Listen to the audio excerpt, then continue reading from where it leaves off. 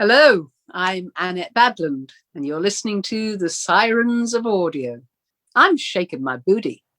Join in.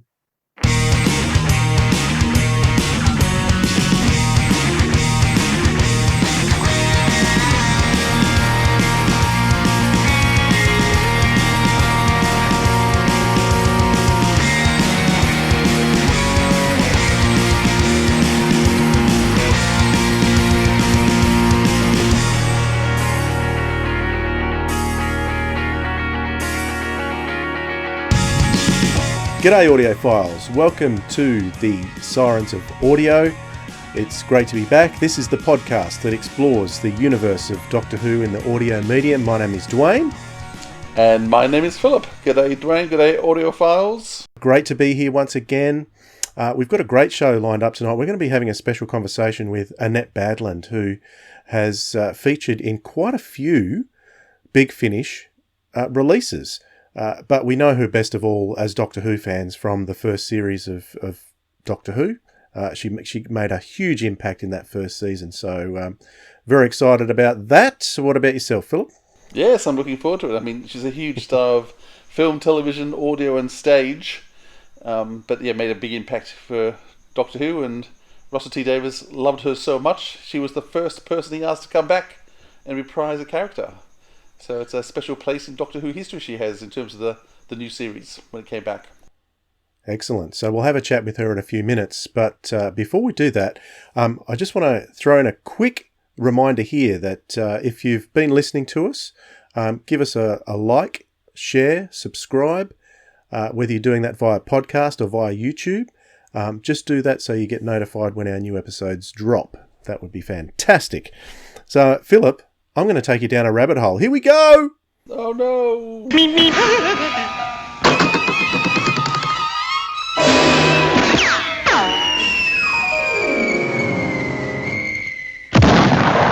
Okay, it's not too controversial and it's not too much of a rabbit hole that you need to worry about, Philip, but I just want to talk about, we're recording this at the beginning of March, so some time may have passed before this hits our podcast feed, but it's been we've had quite a few guests on so far this year, so we haven't had a chance to talk much about the releases that have come out so far this year. We did a special on Masterful, which was the first Big Finish release of the year, but the other ones we haven't talked a great deal about. So is there any standouts from the last couple of months to you? Particularly, we've had the Fourth Doctor, we've had Gallifrey come out, we've had a River Song as well. Any standouts from these first couple of months' worth of releases? They were all great. The fourth Doctor releases I thought were brilliant. So all four of them had different elements, which I thought worked really well. So I've enjoyed them. Gallifrey, I enjoyed. It was a nice wrap up to the Time War. But yeah, I'm looking forward to see where they take Gallifrey next. Without Scott. Yeah, because they did mention in the Big Finish podcast just this last weekend, Nick Briggs did let slip. He said, I've seen the scripts and it's looking good. So whoever's going to take over as producer and director for those, Scott Hancock was doing it, but he's handing over the reins to someone else. We don't know who. Well, we've got a few new producers coming into Big Finish. That was a big announcement too, early this year. So for the new ranges that are coming up later. I haven't heard all the Torchwoods yet. Well, there's only been 2, hasn't there, so far? But I really enjoyed the January release, which was called Coffee. Yes. It was really, really good. You know, I left the Torchwood series for a while, but I'm really enjoying the monthly releases. And it was a really, really touching story to see it from the point of view of, see Torchwood from the point of view of someone who was not associated with Torchwood, but was having sort of secondhand interactions with members of Torchwood. So that was great. Yanto's story, that was. I do wonder whether people who aren't as familiar with the series would get it, because I mean, there's so many references to so many different stories in the first 3 seasons. Yeah. So, but that being said, it was for those of us who've watched the whole series a few times. It was very, very cleverly done. And the trouble was, you could kind of see where it was going to end because we know what happened to Yanto. But yeah, it was worth it. It was a great story. Absolutely. And What else has come out? Yeah, I enjoyed the Fourth Doctor series as well. The River Song was great. Once again, it wasn't what was planned. I'm curious to know what was planned, but the planned box set was going to be too big for lockdown, and so all those scripts were put together and assembled to allow for them to happen in lockdown. Okay. But it's lovely hearing Alex Kingston act with her daughter. So the first two shows had her daughter as one of the characters. And the K9 one is also very clever and had a lovely twist, which I didn't see coming towards the end. So, yeah, K9 was great. Now, I haven't told you this yet, Philip, but I have in my mind that I would like to do a special podcast episode just specifically reviewing Space 1999, because that Volume 1 box set came out only in the last week or two, the time of recording. And this has absolutely blown me away. I don't know if you've had a chance to listen to it yet. Have you heard it? Just the first episode. Yeah, me too. So I've only heard the first episode too. But I tell you what, if this is any indication of what the rest of the box set is going to be like, we've got... Actually, when I finished listening to the first episode, I came and I dug out that TV episode, Death's Other Dominion, and started watching that with Brian Blessed. Brian Blessed? No. Brian Blessed. And Gordon's alive. Yeah, just to sort of just to get that in my head before I was listening to the rest. But the sound design in this is an interesting one, because the sound is not the sole responsibility of one person in this one. So we've got someone doing the sound effects. We've got someone doing, I think it's Joe Kramer, doing the music. We had Benji Clifford do the title. And all of these things put together, I put the headphones on, and that title sequence, it was really thumping my ears. It actually gave me shivers all over. I absolutely loved it. This was a very exciting release. And if you're a fan of, I'm not a massive fan of Space 1999, but I know the series and I know what it looks like. I know what it sounds like. And I found this one really, really exciting, this first episode. I'm looking forward to hearing the rest. I used to get up at 6 a.m. every morning for years to watch Space 1999. So, and it even moved to like 5 a.m. and I think 4:30. My parents were quite furious whenever they caught me, because I used to sneak up just to watch it over and over again. So it was a big part of my childhood. We should probably talk about a couple of the appearances of Annette Badland before we speak to her. We might do that at the end, but before we bring Annette on, let's throw in a trailer right now for the Torchwood episode that she appeared in most recently, and that was called Sink. Coming soon from Big Finish Productions. Torchwood, Sink. Knock, knock, knock. Anybody home? Oh. Hello. Who the hell are you? I'm Margaret Blaine. I'm the mayor of Cardiff. Is this your spaceship? I saw the crash. I came to help. Oh. So you're a UFO spotter. This must be your lucky night. Well, up to a point. Alert! Warp missiles detected. Homing in on your communication system. But missiles? Yes. And what's a warp missile? Warp missiles. They won't just kill us. They'll destroy most of Cardiff. What? Well, this isn't exactly going according to plan. Big Finish. We love stories. Excuse I. Oh, seriously? That was you? You need to change your diet. That is lethal. Today's guest has had a long and distinguished career on stage, in movies, television and audio.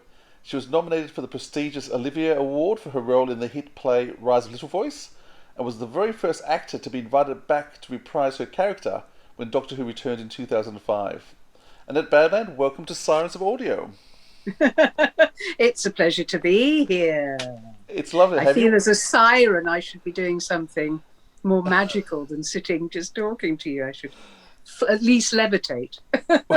Well, if you could manage that later, that would be great as well. Yes, I'll do my best. Now, you've had a very long career in acting in particular. Just how did you decide to become an actor? Like a lot of people, Parents' Day, when I was about 10.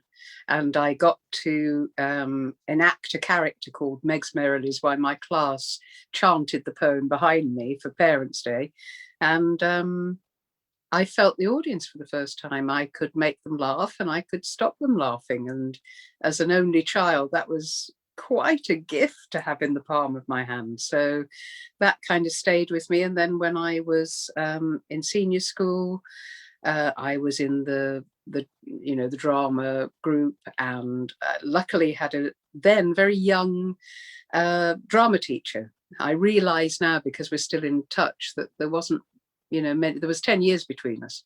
So she was a young woman starting her career, and she sort of took me on, and I'd go to her on Saturdays. And I took something called the Lambda external exams. Lambda was a drama school, and you could go and be adjudicated. I remember one very old adjudicator, a lady I had, who was terribly smart and very pernickety. And you went and you had to learn technical detail about voice production and all that sort of thing, and recite a poem or a piece for them. And something that stuck with me from her, this poem I had St. James is plural in it. And she said, it's St. James, not St. James's. It's much tidier, more eloquent. And I always remember that. So now I'm shouting at the television all the time going, it's not James's. It's no S. It's nicer if you don't say it. But of course, it's become common parlance now. So yeah, Parents' Day, and then just I took the exams because I grew up in Birmingham to begin with, and then we moved out to a small town. So by the time I was actually doing anything on stage, I was in a small town, and I thought, I don't know if I'm any good at all, whether they just recognize me, and, kind of, that's why they're nice to me. So the exams were a way of just testing whether I actually could do it or not, as well as being in the WI and the school drama group and all that sort of thing. So that was the beginnings. And then off to drama school. I worked for a practice doctors for a year as their receptionist. I first went in to write, they were just becoming computerized. So this was in the 60s, late 60s. And so I would sit in a room and write these cards out for them, and that then somehow got put into the computer system. And I tell you, being on reception was quite an acting task too, kind of seeing all the patients coming in with their various problems and demands. And so that was a skill of my acting technique as well. Now, the UK seems to have a much broader and wider opportunities for theatre. I guess all theatre is suffering at the moment, and has. Australia has had the same tradition. We have big shows come out, and it's a lot harder for small companies to make much money. Whereas it seems to be much bigger. Each town seems to have its own little theatre, and people tend to tour more broadly. So you seem to have a lot of history doing a lot of touring early on. Is that what you do, a lot of stage work? I didn't do I started with the Actors Company, which was Ian McKellen and Caroline Blakiston, Sheila Reid, many other well-known actors, Ted Petherbridge, and they decided to employ the directors. So when I first came out of drama school, I went as an acting ASM with them, and we did the Edinburgh Festival, and then we did a little tour and ended up in Cambridge. But I haven't done a great deal of touring. Small theatres I've been, and after that I went to the RSC and stayed for a couple of years, but then went out into what we called repertory theatre, where actors could go and stay for 6 months or 3 months and have a whole variety of roles, which sadly now doesn't happen for younger actors. You don't get that kind of breadth of experience because the theatres have closed. And I think post-COVID a lot more will, those few remaining will really struggle to stay in existence. You could move around a great deal more. Fringe theatres, talking about the Edinburgh Festival, but also fringe theatres in London, the Bush, and smaller venues that could be experimental and work with new writers. I think it's very hard for not only actors but writers at the moment to get their work heard and seen, because the big companies can't afford to have failures, and so they really struggle. Of course, it's all moved online now. During lockdown, I've done a couple of web series, and one by a very good, reasonably established writer, but it's where they can get their work done and seen. Young filmmaker I'm going to do a bit for next week, and he's beginning to get a track record, but the internet's the only way. He'll make a film and put it out on that, and hope it can grow. Now, one of the plays you did, I mentioned before, you were nominated for an Olivier for the Rise of Little Voice. It's a great play. I remember seeing it many years ago. It's I hold it dear to my heart. So what role were you nominated for? And Sadie May. Oh, okay. Who was the sidekick to Mari, the leading lady and defender of Little Voice, who both in the play and the film was played by Jane Horrocks magnificently. And Jane and I were the only two who were also in the play. And we started at the National in what was then the Cottesloe and is now the Dorfman. And then we moved to the Aldwych. Pete Postlethwaite was in it. Alison Steadman played it originally, and then Brenda Blethyn did the film. And written by Jim Cartwright, who, when he was at school, was sort of called Jim Can't Write. But his work was seeming reality that was poetry. Just wonderful stuff. Absolutely glorious. And Sadie May was not the brightest person, but the most loving and supportive and, repressed, but then you get fabulous things like the dance. And she just went wild for the Jackson 5. And suddenly, in the play, I was running over the sofa and up the walls, and The True Friend. And I used to enjoy that at the beginning of the play, the audience would be laughing at me, and by the end they were laughing with me, and add a few tears. Yeah, and that's the eloquence of Jim's writing, I think. To take someone who hardly spoke said okay a lot because she would agree with things and try and support, and only had a few more sentences, but to map that journey, how essential she was to those other characters. And there are people in life, all the unsung folk who are loyal and loving and are often discounted because they don't have loud voices or enough confidence to step forward. So I adored playing her. It took a long time for the film to happen. We did the play in 93, started in 93, and we didn't do the film till 97. And there were a few versions of it. And eventually it was Mark Herman who both redid the script and directed it. And of course, we had Michael Caine in the film as well. I remember skipping around the living room because I was going to work with Michael Caine,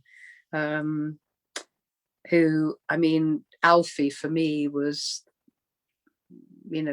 really seminal and a very different piece of work from anything we'd seen before. So, he and Alfie for me were a real treasure in my teenage years. Having worked both film and theatre, do you feel like you get to know the cast as well? With theatre, you're living with them more day in, day out. Do you feel like you got to know Michael Caine much? A little, because you spend time, we were very lucky we had a week's rehearsal before we started filming. So that was great. And we had to, we'd go out and eat at nights and things. But I'm quite deferential, I suppose, so I wouldn't intrude on. But of course we were together for for quite a while. And I've got something I retained from him that I said just the other day when I was filming. One thing he did in one of the club scenes, there's little voices singing in a club, and her mother and I, Mari and I, are there supporting her. And in this scene, Michael was there too. Ray Say was there with us. And big group scene. And at one point he said, "Get your face in, girl. Go on, get your face in." Make sure you're on camera. So it's something that's always, it's a little phrase I just use a lot and think, oh, yeah, get your face in, girl. So I retain that from Michael for the rest of my life, I suppose. Well, you then went on to, I mean, you've had a huge career, film, television, I'm just stage. very old. I've just kept going. I mean, as I sort of look through your filmography, there doesn't seem to be a major TV show in England you haven't been in at some stage. And I even recently saw you in an episode of The Bill in the repeat recently.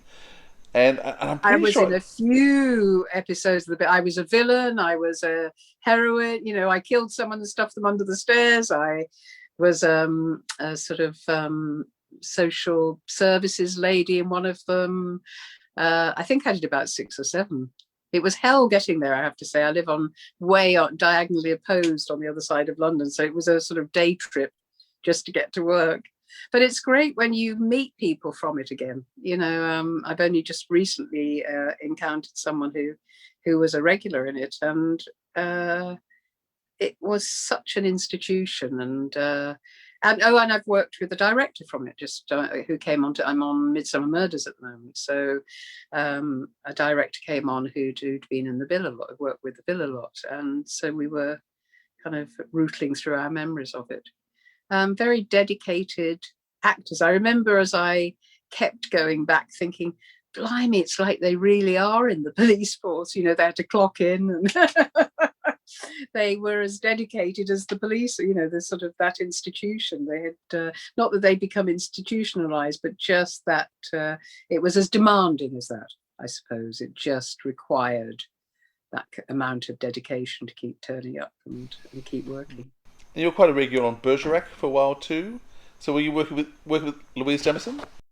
Yeah, I was the secretary from the get-go, Charlotte. And I look like I'm chasing John Nettles as well, because of course he went on to Midsummer, and now I'm in Midsummer. It looks like I've just missed him. The producer of that, Robert Banks Stewart, who was absolutely phenomenal and generated lots of programs at the Beeb at that time. He thought he was taking quite a risk casting me as Charlotte, and told me because I was spherical. I wasn't the sexy, you know, secretary. So he thought that was quite daring, and they was mightily relieved when I got fan mail. And so I've always been kind of proud of that as well, that I wasn't the stock secretary, and physically anyway. And had to speak French. I had to speak little bits of French because of Jersey, so that was nice too. Yeah, but Lou came on to it. But Lou and I have known one another since we began. That time I say that I went to the RSC, Lou and I were at the RSC at the same time. We joined together. So that's where I know her from, more than, you know, thinking, and then re-encountered her on Bergerac. And she's just been, I'm probably not supposed to say it, but she's just been recorded a Midsummer as well. So we keep bumping into one another, which is great. We have a little plan. We talked about something we might do together, but whether it'll ever happen, I don't know. I couldn't help but notice over your shoulder the poster for Jabberwocky. What was it like working with Terry Gilliam way back in the day? Wonderful. Absolutely wonderful. He's a nutcase, and he'll tell me. He'd be walking in front, you'd be walking together, and he'd suddenly just go in front of you and bend over so you fell over him. You know, you kind of did a somersault over the top of his back. Oh, he was just wonderful, and he's so bright and funny and inventive. And then Michael was just, you know, Mike Palin is everything you see. He is a beautiful human being. So I had a great time, and sitting waiting to work with people like Max Wall, who is absolutely beautiful in the film. But hearing some of his tales, and Warren Mitchell, was my dad. So we had a great time in the Esher Forest, and it was 76, and it was a really hot summer. And then recently, Terry and Mike and I did the BFI because they've remastered it. And you kind of think, remastered it? We only made it last week. Why do they need to And you go, oh no, it was quite a few years ago. Oh dear. But I had a great time on it. Really super. I did to audition for it because Griselda Fishfinger, which is my character in it, they wanted to be sort of as ugly as possible. I remember orange doesn't suit me, so I wore orange and I tied a scarf tight around my neck and I wore glasses. And I remember I borrowed the glasses and I went into the casting and I couldn't see a damn thing. It was someone's flat. And I remember struggling down this corridor thinking, oh, this was a big mistake. But I got it. Great.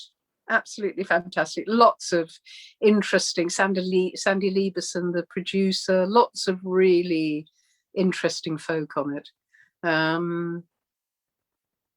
Had a great time. And it's wonderful, it's Python-esque, but it was, as I say, Terry's first film out of being with the Pythons and very much his own project. So I had a great time. Well, in 2005, you came to play Blonde Phil Fetch Pasadena Day Slitheen. That wasn't quite right, Oh, tell me, correct me then. Blonde Phil Fetch Pasadena Day Slitheen. There you go. Who comes from? Raxacorica falcipatorius. That little place. Well done. So, how did you come to be on Doctor Who? How did that happen? Because Russell T Davies is a god. They invited me, and as they often do, Boomtown wasn't written. That wasn't, anywhere. It wasn't even planned. It was. I mean, Russell T talked about the fact that your performance was so breathtaking that he had to have you back. And he wrote Boomtown just because your performance was so amazing. Oh, well, I've not heard that. I'm very grateful. I knew he'd liked what I'd done. But we shot first 2 eps before anything else. That was the first 2 eps they filmed in the regeneration, because I'm sure you probably know they don't shoot the first episode of anything. They tuck that away so that they know how the machine works by the time they get to it, and everybody's working as a team.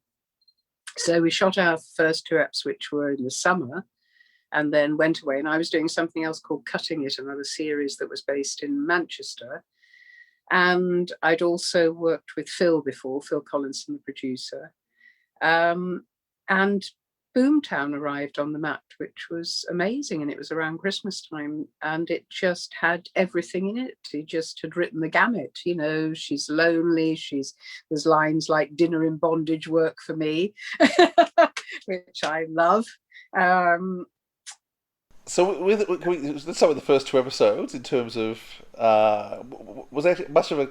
Were you just asked to do it, or did you have to go through an audition process? How did you have to get the role? I'd worked with. I think I just met them. It didn't just come through the door, but I think I remember being in a room with Phil and Russell, and I think I was just, I didn't really audition for it, but we met, and Phil had done a series called Born and Bred with Phil, and Russell, just as I bet everybody knows, has an encyclopedic knowledge of actors and what they've been in. He can tell you things that you've long forgotten. And I don't know if he still does, but he used to write with the television on. He had to have the television to sort of accompany him. So he went through a lot of material. Was there any feeling? And it was great being. Sorry, darling. So I was just going to ask you in terms of, sorry, I'll get back to what you're saying. In terms of, was there any feeling that this was going to be a hit? I mean, the show had been off for years. Were you nervous about coming back in terms of this is going to be a big flop? What was the general feeling on set? I was thrilled when I was asked to do it. And as I say, I was on cutting it and I was going, I'm going to be in Doctor Who, I'm going to be in. And everybody was kind of vaguely indifferent, not sure, going, oh, right, Doctor Who, right, okay. And I know that I think it worked because Russell, Phil, and Chris, the people involved at the top, loved it. It wasn't a cynical venture. Doctor Who was something they really cared about, really loved, really enjoyed. So they invested absolutely in it. And they also knew what would be right for the audience. And I think that's really why it succeeded, because it wasn't just shall we pull that out and see if it'll go again? But no one knew at all. We had the read through in Cardiff Stadium, not in the actual sports room, but a huge room. And it was quite gladiatorial. There was a long table with many execs and directors and producers, and then actors on the other side, a long table with actors on the other side, then some heads of departments at either end, then beyond that, chairs of people who were involved. So it was like a gladiatorial arena, and you felt that the execs and the producers would hold cards up with, 6-9 or 1-3 scores. So I felt very much for Chris and Billie, who were, it was the very beginnings of it. But at the time, no one knew. They could only put their very best effort in and hope it engaged with the audience. But everyone was on sort of tenterhooks and just putting in everything they possibly could. Makeup, prosthetics. I remember going for my prosthetic for my head. And just the dedication when it arrived on set. We were doing the first 2 eps, and Phil and Russell came and said, "Your head's arrived, come and see your head, come and see your head." And then my face fell because it was like a death mask. The coloration, the artistry was just wonderful. They caught the veins in my cheeks, and because the weight of the plaster cast pulls all your face down, it did look to me like a death mask of me. So they hurried me away and put the head away as well. So everybody was putting in as much as they possibly could. And it worked. But as I say, I think it came from the fact that it was regenerated by people who loved it. Just loved it and the material, and very much wanted to share that and give that joy again. Now, the stories were excellent and received really well. So I mean, the fans loved it. There have been stories about a lot of issues with the production in terms of running late and a lot of stress, because they're trying to work out how to make Doctor Who again when it hasn't been made for so long. The collective memory's gone. As an actor on the side, did you see what was going on in terms of Billie and Chris and the others, or were you at that loop? No, you're very aware, and things like they had scheduled in a week's break between each episode, but and that was happening when I was first there, and by the time I got back it had gone, because they needed every minute they could muster for, as I say, prosthetics and making sure the writing was correct and making the costumes. They just needed to keep going all the time.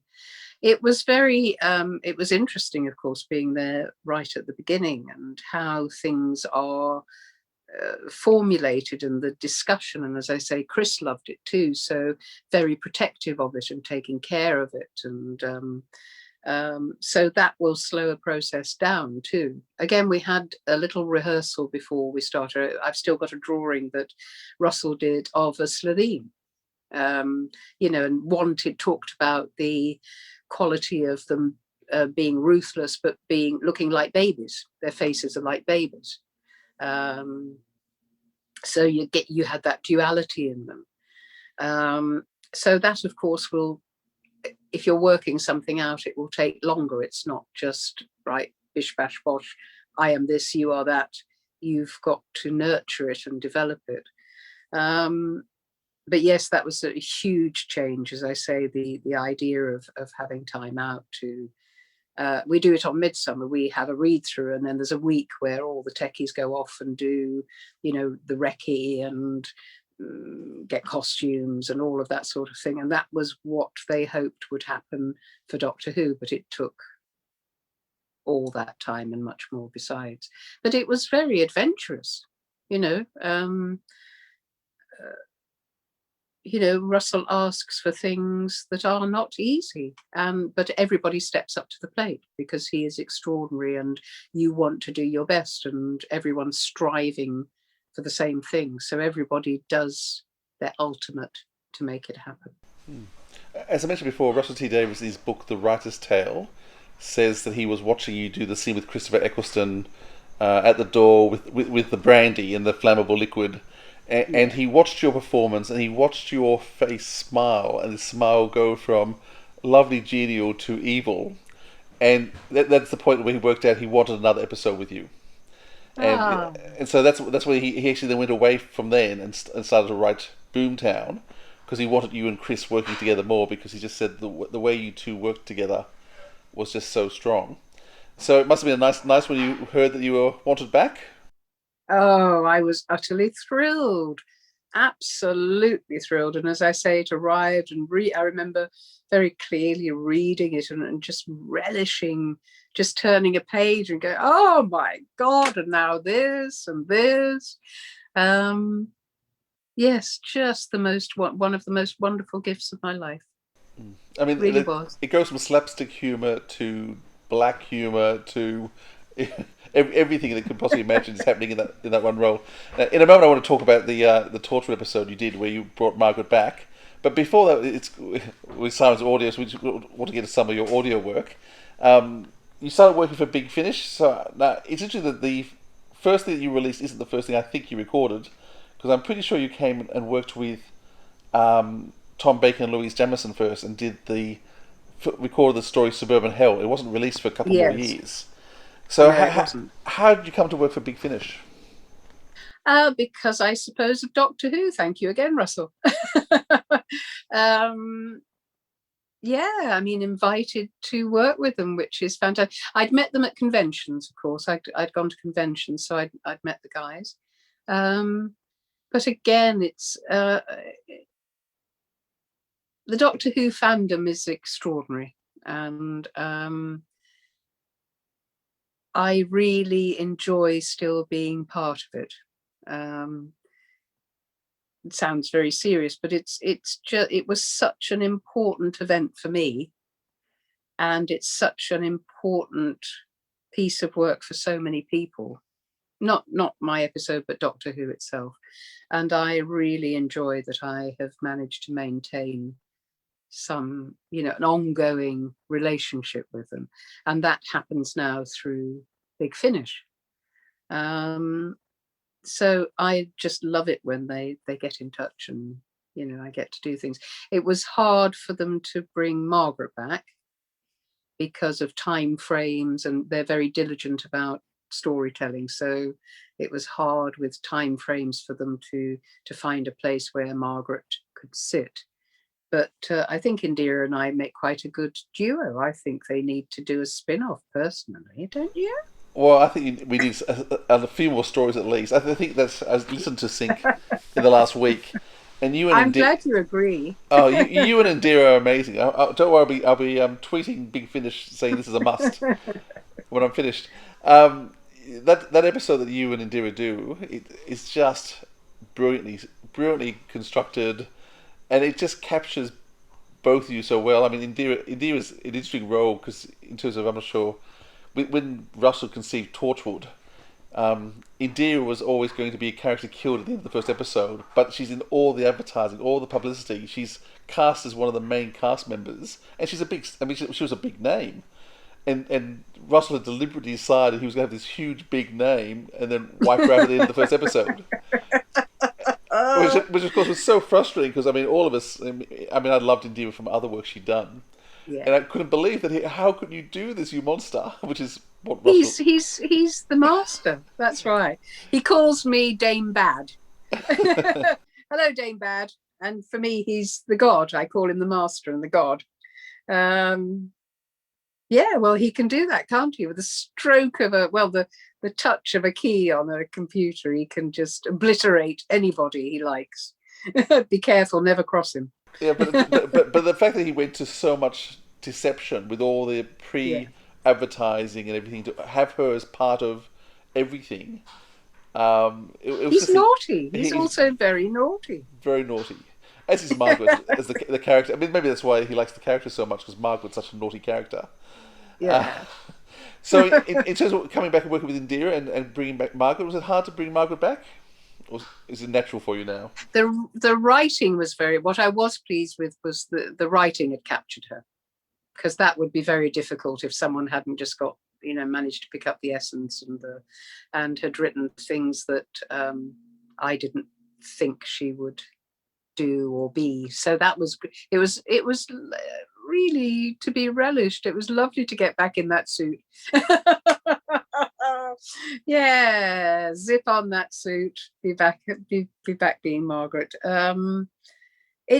You do worry, because it had been a number of years. Oh, will I find her? Will she be there? But as I say, the writing was excellent, so you can really relish and sit in that and kind of really feel the sinews again and the muscle and the mental nonsense of her. It really sounded like the two of you hit it off personally as well, as colleagues during the recording. It's you seem to connect. There was one part in the play actually that you two had a long laughing scene. I was actually listening to that on my walk yesterday, and you were both laughing so much that it infected me. I had to stop, and I was standing there giggling along too. So it was an incredible scene, but it seemed to rub off. It seemed to rub off between you two as well, and you seem to become instant friends. Yeah, we'd not worked together before, and really, and you're in separate booths. You rarely, now you're not in a booth at all. You're at home, but we didn't. We had to go in and start working. There was a lot to do, but we really did. And I'd seen her at the National and things, so and I knew her work. But we just seemed to have a naughty kind of sense of humour together, and and off we went. And I've regretted that we haven't been back together again. It was fun. It was a lot of fun. I think we're funny physically together too. We're kind of comedy act, just looking at us. This tall, beautiful, elegant person and this squishy person next to them. Which is always Laurel and Hardy, it's comedy before you start. Sorry, we had the same sense of humour was all I was going to say. So the laughing was great. And we got into laughing at the laughing. You kind of, it's sometimes when you corpse on stage and you can't stop, and it's, or in a take, often late in a day when people are tired and you're trying to do a take and you both find something funny once and then you just can't get past it. Either one goes or the other goes. So it was a little bit like that. I guess it was quite fertile and between us and energized. So that was just great. Now, you've played a lot of different roles now to be finished. I think it's 11 different productions you've been in. So ranging from alien witches to sort of royalty to equilibrium. You do royalty very well. I think one of the ones I listened to this week as well was in the Dire River Song as the judge. Yes. That was another interesting production. And I've been David Warner's therapist, which I quite liked as well. That was more grown up. That was Bernice, was it? Yes. The Billie Summerfield one, yes. Yes. Yeah, you've done The Invisible Man, Confessions of Dorian Gray, Paternoster Gang. You've With played different John characters. Hurt, who I'd done Quentin Crisp, the Diaries on the telly. It was the first telly I did. So I knew John from that. So it was lovely to work with him again. Beautiful man. Much missed. Lovely John Hurt. Coming soon from Big Finish Productions. The Stranger came early in February, one wintry day, through a biting wind and a driving snow. The Invisible Man. You theorise away. I'm going to ask no more questions, but only take his money. I am an experimental investigator. I do not wish to be disturbed in my work. I'm interested, I suppose, in light. Where the devil are you, sir? I'm standing before you, man. Inches from your face. Come, let us shake hands like gentlemen. Good God! No! I do believe he'd already started to unravel, even then. Ow! Please! He's gone mad! Everyone! The Invisible Man's gone mad! It's too late! Too late for you all! I am now amongst you. Dear God! Dear merciful God, defend us! All is darkness now. Darkness rising. Big Finish. We love stories. What do you find in terms of preparation that you have to do as an actor? From, I guess you've been around for a reasonable amount of time. Don't be rude. You must have seen a lot. There's obviously been a lot of change in terms of how film and television are produced. How do you react to the different mediums? What sort of mediums do you like working in the best? And I still love theatre because you know in theatre why you're doing it. You know if you're making them laugh or not. You know that Parents' Day again. Excuse me. You can either you can make them laugh and stop laughing, or if you don't, you failed. But you know immediately, and it's everybody collective in that room at that time who have a very particular experience. I like film rather than studio-based work because again it's quite vital, and where you are, the environment feed into you and feed that day's work. And I do love audio because it's very close to film, and it's also somewhere where you can hear a thought. You know, if the actor's thinking the right thing, you know, or like that laughter incident, you know, you enter into someone else's mind, and as the actor, you have to allow the audience to do that. And I find that very stimulating. Although I'm someone who can do, you know, lots of different voices like witches or sirens or, you know, whatever, I do enjoy also always trying to find the proper reality for that, where that comes from, and not just do silly noises. Because I think the audience get much more from that. So I always am aware when I'm recording that I'm putting this in someone's ear, which is very close to their mind and their head, you know. And so I do enjoy audio work. I really should ask you about, this is probably for my wife as well as me, but Outlander, you're in series 1. So that was quite a lavish looking production. What is some of your memories from that? Because I guess you'd love getting into character for that. It was a beautiful period piece. Yes, it was. And the actors, of course. I love, I admire Ron D. Moore, was the producer. He's just left now.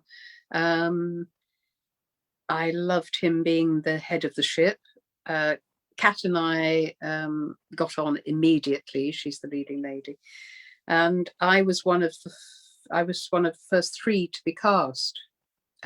Tobias Menzies is in it, and Sam Hewen and myself were the first 3 people to be cast. They took a long time to find Claire, you know, to find Kat and the leading lady. And I do remember going up to Scotland for a fitting, and in walked Sam, and my breath disappearing because he's such a wonderful hunk. But the most disarming thing about him was that he was then just so self-effacing and generous, and no hauteur about him whatsoever. So that was my beginning. And then they cast Cat, and we did some work beforehand, some rehearsal work with the director, John Doyle. Terry Dressback, who is the costume designer, who is Ron's partner, is just extraordinary, and so her work is so authentic. We had, 2 underskirts, 2 bum rolls, not a centimetre of Velcro anywhere. Everything had to be laced. If it was laced in the day. In those days, they didn't have pockets. They had 2 bags around their waists and a slit in their skirt. So this is what Terry did. That's what I had in my huge costume. I had to find the slit and then find this bag. But apparently women used to, island women used to have knitting in one bag and the baby on the arm on the other side. So they'd be knitting with one hand inside this bag and nurturing the baby at the same time. The sets, everything had to be very big for it, the mad lads, all the boys, naughty, wicked lads. I'd worked with Gary Lewis before. We'd be man and wife in a film. So I knew Gary, but, Grant O'Rourke is naughty. Well, everybody is, Graham McTavish, the whole lot. And everything was, the castle that we worked in had a very dry forecourt. So they imported the mud into this forecourt. And I remember one day where I had to keep coming into the forecourt, and we had woolen stockings on, big underskirts, and the mud had just slowly walked up my legs as the day had gone on. It wasn't just squelchy feet, it was up into these great woolly stocking things. And at the end of the day, they wouldn't let me in the car to go home. They put an easy up out on the lawn and I had to go in the easy up, take all my muddy stuff off, put a dressing gown on, and then they let me in a sort of transport van. So it was extremely colourful, very inclusive, and I think that came from Ron. Everybody was respected and given their place and their due and their honour. And then I had I'm still friends with Kat. I had a very good time on it. Another piece to be relished. I'm very lucky, really. I've had, often there's a handful of things that you treasure in your career, and I've probably had 2 handfuls, and I'm very grateful for that. You certainly never seem to take a break at any point. I try not to. Try not to. I love my work. And I love storytelling and trying to share with people what we're about, what humanity is about, and sort of going, I feel this, or this character feels this. Do you recognize this? What does that do to you? Does it make you laugh, or is it, make you think or cry? So yeah, I love opening those scripts and seeing what's possible. So I meant to ask before, in terms of when you came back to Doctor Who at the end of the production run, if the production had changed much in terms of how they were doing things. How were Chris and Billie? They were obviously very tired by that stage. Chris had decided to leave. Was it obvious that there was a change from beginning to end of the production, or was it just running on as usual? It might have been a little more tense. Certainly everyone was tired.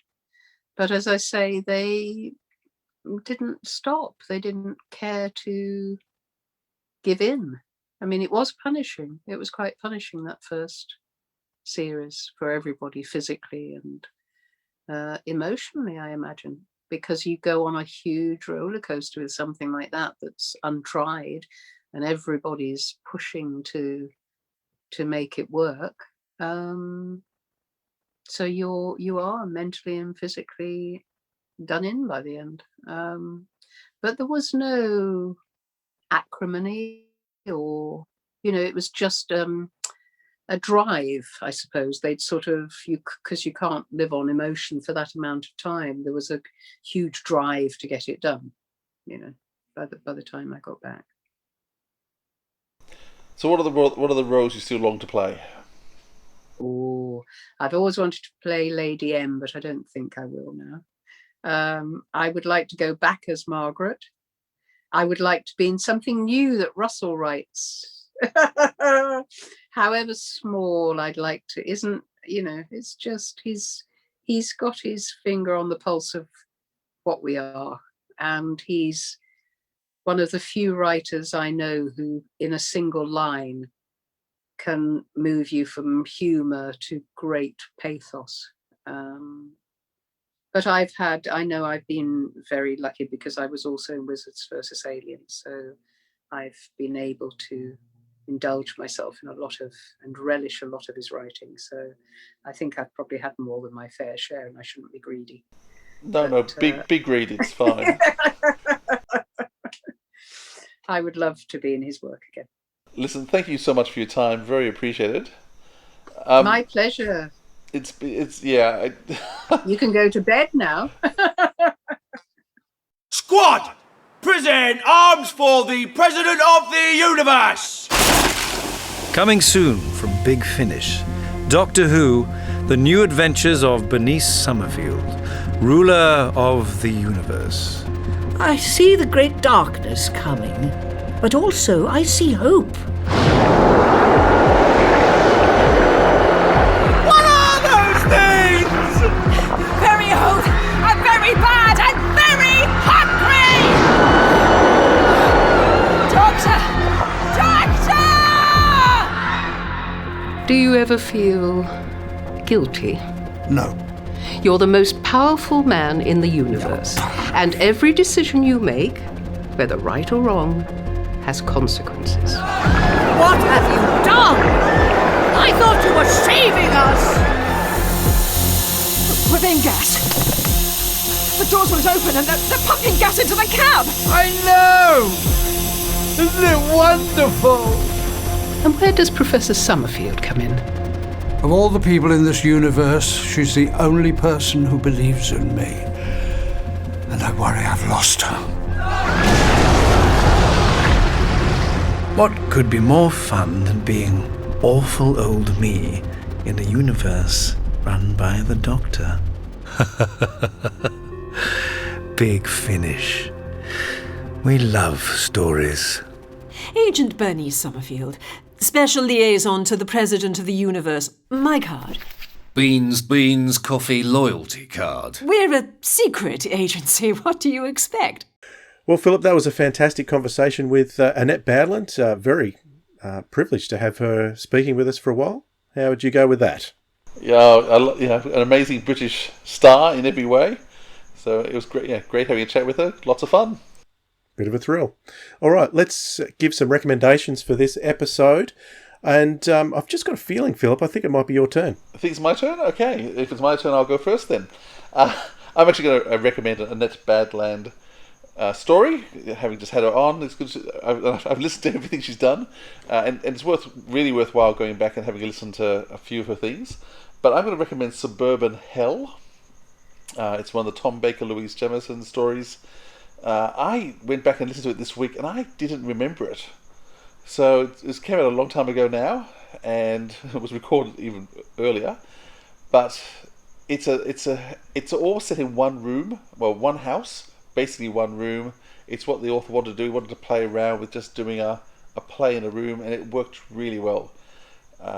Louise and Tom are hilarious together. The opening couple of scenes, I'm laughing out loud. It's really great, and so highly recommend Suburban Hell. Coming soon from Big Finish Productions, The Fourth Doctor Adventures, suburban hell.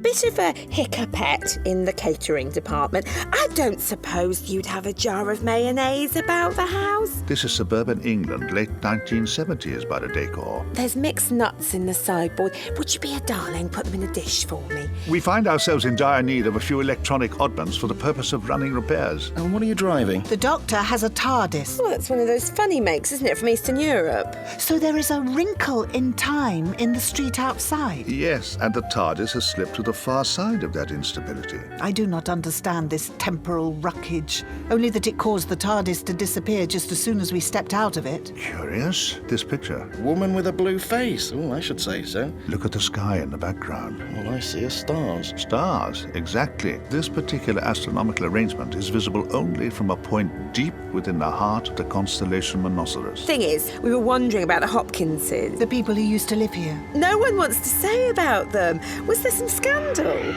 What's that noise? Are we expecting someone for dinner? Only you. What is it you want? You have 3 minutes more to surrender the vessel. What's it on about? I don't know, you two got a boat?